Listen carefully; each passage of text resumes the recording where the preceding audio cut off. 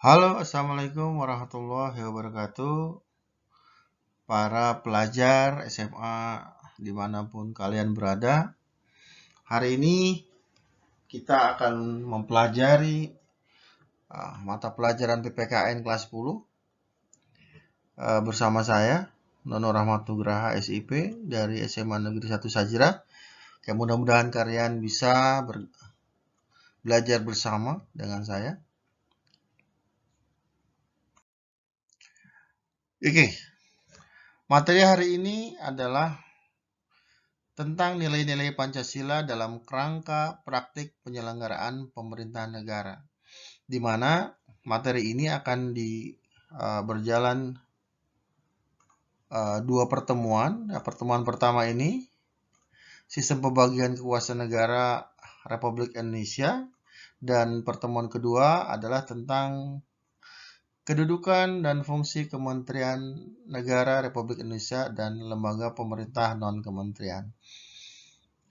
Ini akan kita pelajari hari ini, dan yang materi yang kedua akan kita pelajari nanti setelah ini selesai.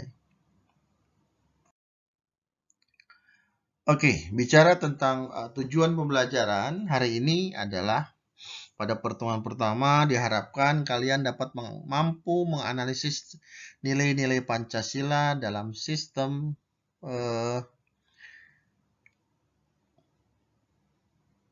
pembagian kekuasaan negara NKRI, kemudian mampu mengidentifikasi sistem pemerintahannya. Dan setelah itu kalian mampu menjelaskan kepada teman hasil telah isi analisis tentang nilai Pancasila dalam sistem pembagian kekuasaan negara Republik Indonesia. Oke, yang pertama kita akan mempelajari adalah definisi kekuasaan. Apa sih kekuasaan itu? Kekuasaan adalah kewenangan yang didapatkan oleh seseorang atau kelompok guna menjalankan kewenangan tersebut sesuai dengan kewenangan yang diberikan. Kewenangan tidak boleh dijalankan melebihi kewenangan yang diperoleh. Artinya apa? Kekuasaan adalah kewenangan yang didapatkan guna menjalankan kewenangan di dalam sebuah masyarakat. Dan kewenangan yang diperoleh tidak boleh melebihi apa yang diperoleh. Ya, tidak boleh melebihi apa yang sepatutnya. Seorang penguasa, ya orang yang memperoleh kekuasaan itu tidak boleh bertindak sewenang-wenang. Definisi yang kedua berasal dari Prof. Miriam Budiarjo.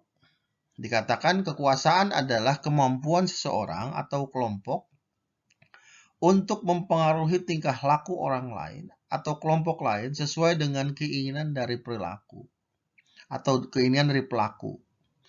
Jadi contoh misalkan ketika kalian menyuruh orang lain atau teman kalian untuk misalkan mengambilkan sesuatu, Anda mempunyai kekuasaan untuk terhadap dia. Kekuasaan itu adalah untuk mempengaruhi tingkah laku orang lain, melakukan sesuatu, bertindak untuk. Oke, yang kedua, definisi tentang negara. Negara adalah organisasi kekuasaan yang berdaulat dengan tata pemerintahan yang melaksanakan tata tertib atas orang-orang di daerah tertentu. Jadi dalam kacamata negara, definisi negara yang pertama adalah negara dipandang sebagai organisasi kekuasaan yang berdaulat.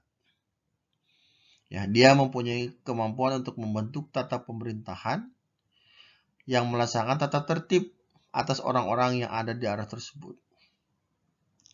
Definisi yang kedua adalah negara merupakan suatu wilayah yang memiliki satu sistem atau aturan yang berlaku untuk semua individu di wilayah tersebut berdiri secara independen. Di sini dikatakan negara mempunyai kekuasaan untuk membuat sistem atau aturan yang berlaku bagi semua individu. Mungkin kalian masih ingat tentang sifat-sifat negara. Selain negara itu bersifat memaksa, salah satu sifat negara yang lain adalah berlaku untuk semua. Ketika negara membuat aturan atau hukum, aturan hukum itu mengikat semua warga sama. Bahkan di dalam undang-undang kita juga, amanat undang-undang dikatakan salah satu tujuan negara ini berdiri adalah bagaimana memberlakukan harkat derajat manusia itu sama di depan hukum. Jadi tidak ada pembatas atau spesial perlakuan khusus buat orang-orang yang tertentu. Oke, ada salah seorang filsuf ahli politik dari Inggris, Lord Acton, mengatakan all power tend to corrupt and absolutely power corrupt absolutely. Artinya apa? Dia mengatakan hampir semua kekuasaan itu cenderung dikorup, cenderung diselewengkan. Apalagi kalau kekuasaan itu sifatnya absolut atau tanpa pengawasan, maka pasti kekuasaan itu akan diselewengkan. Pesannya yang dibuat oleh Lord Acton bahwa kekuasaan itu harus diawasi. Kalau di dalam mekanisme demokrasi yang modern, ada sistem yang namanya check and balances. Ya, saling cek dan saling mengimbangi. Kekuasaan eksekutif, kekuasaan legislatif saling mengimbangi. Ada lagi pendapat dari Lord Acton mengatakan great men are almost always bad men. Hampir semua orang-orang penguasa itu rata-rata orang yang buruk, tidak mampu menggunakan kekuasaannya dengan baik. Ini mungkin pesan yang perlu diperhatikan kepada setiap penguasa agar jangan sampai ketika mereka mempunyai kekuasaan, maka mereka membuat penyelewengan terhadap kekuasaan yang mereka punyai atau yang mereka kelola. Oke, ada pendapat lain dari ahli filsuf Montesquieu. Teorinya adalah trias politica. Trias politica adalah sebuah teori yang membagi kekuasaan negara menjadi 3. Yang pertama adalah legislatif, yang kedua adalah eksekutif, dan yang ketiga adalah yudikatif. Kekuasaan legislatif adalah kekuasaan dalam membuat perundang-undangan. Yang kedua, eksekutif adalah kekuasaan yang melaksanakan amanat dari undang-undang. Yudikatif adalah sebuah lembaga negara yang bertugas mengawasi jalannya pelaksanaan undang-undang yang dilaksanakan oleh eksekutif. Dalam tataran politik modern, legislatif itu representasinya ada di Dewan Perwakilan Rakyat. Sementara eksekutif ada di presiden dan yudikatif ada di Mahkamah Agung dan beberapa lembaga lain yang muncul di era reformasi ini seperti Mahkamah Konstitusi, Komisi Yudisial, dan lain-lain. Kemudian ada lagi seorang ahli dari Inggris namanya John Locke mengatakan kekuasaan negara ada 3. Hampir sama dengan pendapatnya Montesquieu bahwa kekuasaan negara itu ada eksekutif, legislatif, dan federatif. Yang berbeda di sini, kekuasaan federatif. Kekuasaan federatif adalah kekuasaan negara untuk berhubungan dengan negara lain. Pendapat John Locke bahwa negara tidak bisa hidup sendiri. Negara sebagai makhluk sosial, dia memerlukan negara lain. Contoh, misalkan negara Indonesia butuh negara Jepang yang sangat menguasai teknologi. Ya. Dan lain sebagainya. Tentunya kemampuan berhubungan dengan negara lain juga sebagai bentuk dari negara sebagai masyarakat atau komunitas internasional. Lanjut, mengapa terjadi pembagian kekuasaan dalam negara? Apakah dulu kekuasaan negara bersifat tunggal atau absolut? Oke, kita kembali ke Eropa abad pertengahan, di mana waktu itu Eropa sedang mengalami fase di mana kekuasaan di Eropa didominasi oleh kaum monarki atau kerajaan. Di mana waktu itu raja dianggap sebagai orang yang suci. Dengan teori God mandatnya, ada divine right of kings, raja dianggap sebagai wakil Tuhan di muka bumi. Dan raja mempunyai kekuasaan. Apa yang dikatakan raja adalah hukum dan harus dipatuhi oleh rakyat. Bahkan ada istilah the king can do no wrong. Seorang raja tidak pernah salah. Hal ini berdampak kurang baik di Eropa. Raja menjadi tanpa pengawasan. Mereka hidup bermewah-mewah dari pajak. Ya. Mereka menguasai dengan jalur keturunan. Sampai kemudian ada satu fase di mana Eropa mengalami peperangan. Saya hanya akan menjelaskan singkat saja. Nanti kalian bisa pelajari nanti perang Eropa abad pertengahan. Dari dinasti mana saja. Perang dengan siapa saja. Bapak hanya akan menjelaskan bahwa di abad pertengahan terjadi perang yang sangat lama. Dan ini kemudian mendatangkan kesengsaraan di mana-mana. Perang ini bukan hanya berjalan bertahun-tahun, tapi puluhan tahun, bahkan ada yang sampai ratusan tahun.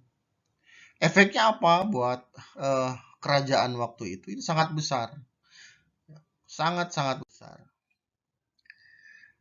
Akibat perang, kemudian raja mengeluarkan kebijakan-kebijakan yang sangat menyengsarakan rakyatnya, di mana pertama raja menaikkan pajak secara sewenang-wenang. Untuk apa? Dia untuk membiayai perang, beli senjata, dan lain-lain. Kemudian raja mencabut hak atas kepemilikan properti seperti rumah, lahan untuk digunakan oleh tentara. Yang ketiga, sering terjadinya pembunuhan tanpa pengadilan. Hal ini terjadi jika ada protes-protes dari masyarakat, maka raja sering menggunakan instrumen tentara untuk menghadapi protes dari rakyatnya.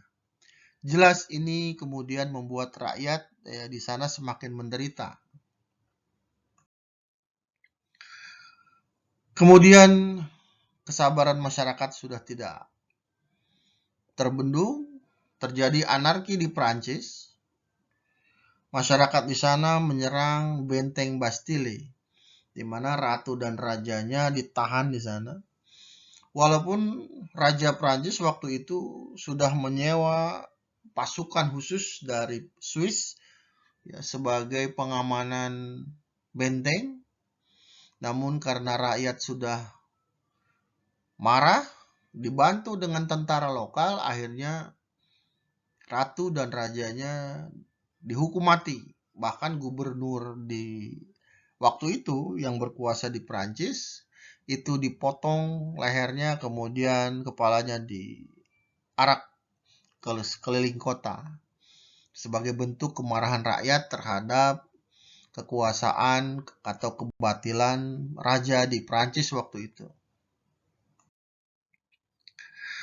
Hal serupa terjadi di Inggris, hanya perubahan di Inggris relatif berjalan damai.